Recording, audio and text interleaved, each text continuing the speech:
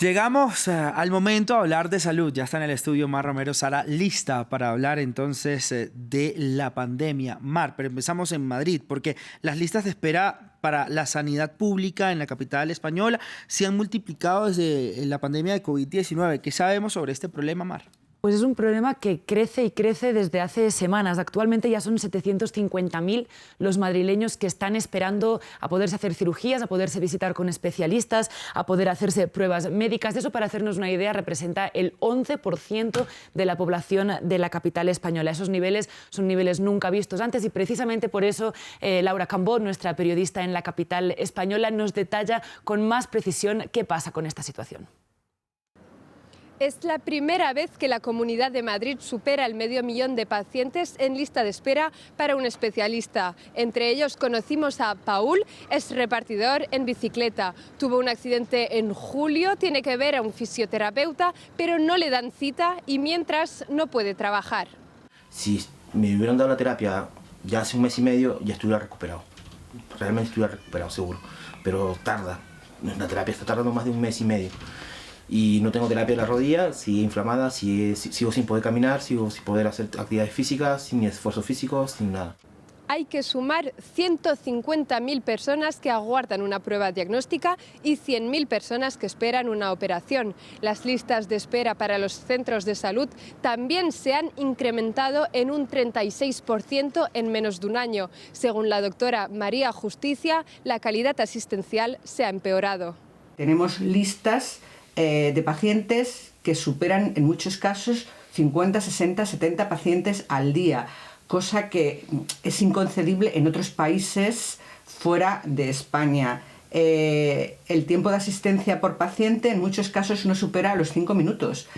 Y hay muchas veces, que tenemos a 2, 3 y 4 pacientes citados en el mismo minuto. A nivel de España, las listas de espera han vuelto a los niveles anteriores a la pandemia, pero aún así siguen muy largos. Por ejemplo, para una operación se tiene que esperar de media 121 días.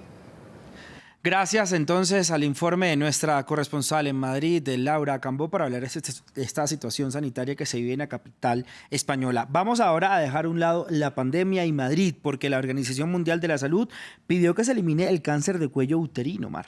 No es una meta tan descabellada. Hay veces que estas organizaciones piden metas que nos parecen imposibles de alcanzar, pero en este caso no es tan difícil. ¿Por qué? Porque al final este cáncer es uno de los más fáciles de prevenir. Hay una vacuna contra el virus del papiloma humano, que es el principal causante del cáncer, y si se detecta temprano, es muy fácil que las personas puedan sobrevivir. Sin embargo, a día de hoy sigue provocando 300.000 muertes anuales. Escuchemos lo que dijo la Organización Mundial de la Salud. In low and middle income countries, en países de ingresos bajos y medios hay 2 veces más incidencia de cáncer cervical y 3 veces más mortalidad que en los países de ingresos altos. También vemos desigualdades parecidas en poblaciones marginalizadas dentro de los mismos países ricos. Es lamentable. Por ejemplo, 9 de cada 10 mujeres que mueren por cáncer de cuello uterino lo hacen en países precisamente de ingresos bajos o de ingresos medios.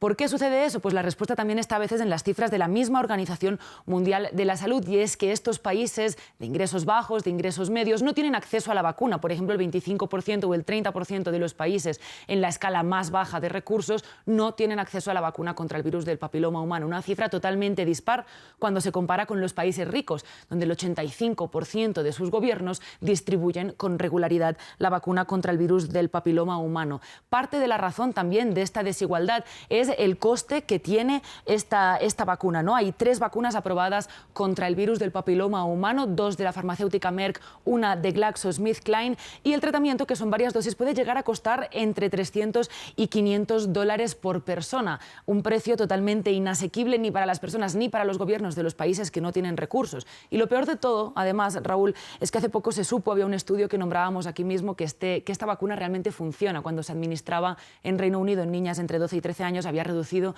casi en un 90% los casos de cáncer de cuello uterino. Mar, usted habla de esa vacuna, pero le pregunto entonces cómo se desarrolló este antídoto.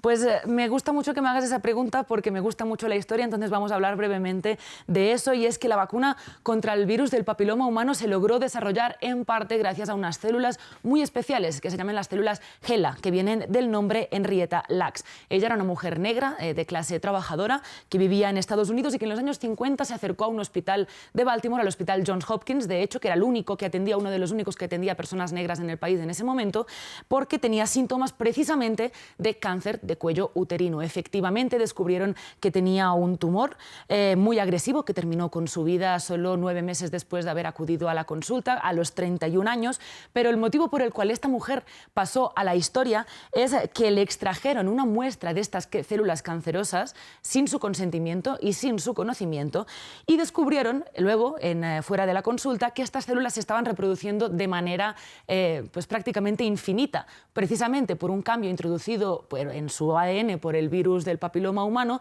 Parecía que estas células nunca se envejecían, se podían reproducir de manera infinita, y cuando descubrieron esa especie de milagro médico, era la primera vez que sucedía, empezaron a distribuirse y a comercializarse para poder realizar estudios de distintas índoles, ¿no? A día de hoy, por ejemplo, ya casi 60 años después, se han distribuido 50 millones de toneladas métricas de este tipo de células, de esta línea celular. Se han usado en más de 75.000 estudios, entre los cuales está la vacuna contra la polio y también la vacuna contra el virus del papiloma humano en procesos de fecundación in vitro, pero también se denuncia que ha sido uno de los actos más racistas de la historia, ¿no? Extraer sin su consentimiento células de una mujer negra, enferma, pobre, y luego pues se han ganado premios Nobel, se han hecho fortunas gracias a estas células. Es un reflejo al final que hoy en día todavía haya mujeres como Henrietta Lacks que mueren, por ejemplo, por este cáncer de cuello uterino porque no tienen acceso a una vacuna que se desarrolló gracias también a otro acto muy racista. Pues Mar, mañana nos vemos con más salud. Por ahora